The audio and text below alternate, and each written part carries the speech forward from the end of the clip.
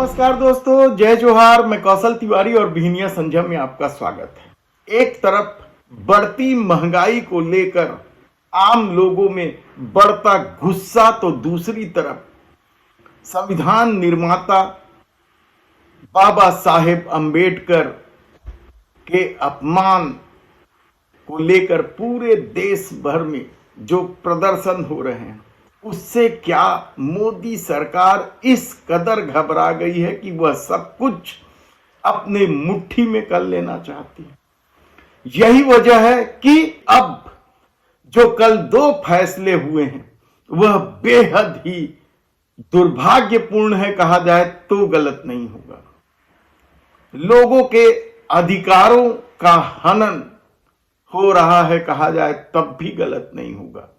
दरअसल कल जिस तरीके से चुनाव आयोग को और ताकत देने का फैसला हुआ है, उसे लेकर भले ही कांग्रेस दावा करे कि वह इसे न्यायालय में चुनौती देगी, लेकिन इससे मोदी सत्ता की मंशा तो साफ हो ही रही है कि किस तरीके से चुनाव आयोग की धांधली को लेकर लोगों में उठते सवाल क्या अब बंद हो जाएंगे या उन्हें चुप करा दिया जाएगा।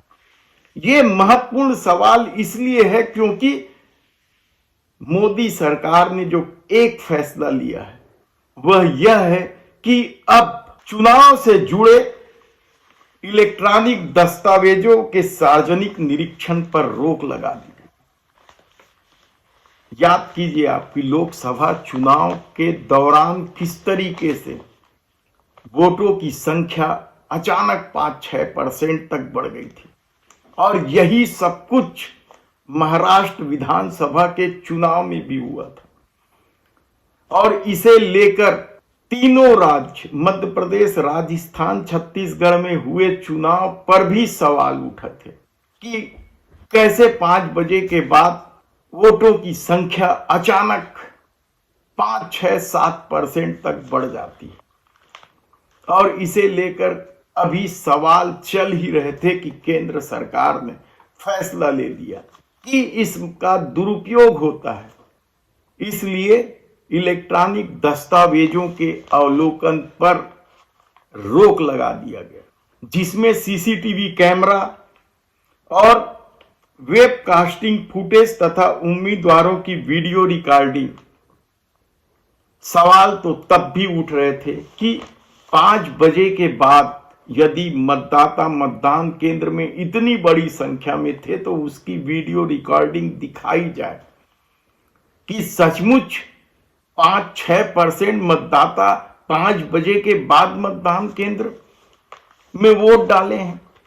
और इसके अलावा ईवीएम मशीन और वीवीपैट की गिनती को लेकर भी बड़ा सवाल था, लेकिन अब यह सवाल कोई नहीं करेगा क्योंकि केंद्र सरकार ने फैसला देते हुए चुनाव आयोग को और शक्तिशाली बना दिया। दरअसल उन सार्वजनिक निरीक्षण के लिए रखे गए कागजात या दस्तावेजों के प्रकार को प्रतिबंधित करने के लिए जो 1961 के नियम 93 में संशोधन किया था कि चुनाव से संबंधित सभी कागजात सार्वजनिक निरीक्षण के लिए रखा जाए, जिसे अब बदल दिया गया है, संशोधित कर दिया गया। और यह सब किया गया संसद के सत्र के बाद। जो दूसरा मामला है वह जीएसटी परिषद की बैठक को लेकर। गब्बर सिंह टैक्स के नाम से चर्चित हो चुके मोदी सरकार के इस जीएसटी को लेकर कई तरह के सवाल हैं। टैक्सों के स्लैब में फेरबदल को लेकर भी कई तरह के सवाल उठते रहे कि किस तरीके से सरकार आम लोगों पर टैक्स का भार डाल रही है और पैसे वालों को कम जीएसटी देना पड़ता है। और इसी मामले को लेकर मंत्रिमंडल समूह ने 148 सिफारिश की थी। यहां तक कि केंद्रीय मंत्री नितिन गडकरी ने बीमा पर लगने वाले कर को लेकर सवाल उठाते हुए बकायदा वित्त मंत्री निर्मला सीतारमण को भी पत्र लिखा था। मंत्रिमंडल समूह के सिफारिश को तो नजरअंदाज किया ही गया, नितिन गडकरी के पत्र को भी शायद कूड़े में डाल दिया कहा जाए तो गलत नहीं होगा। यानी टैक्स वसूली जारी रहेगी खजाना भरने के नाम पर, भले वह खजाना बड़े उद्योगपति या मित्र प्रेम में चला जाए।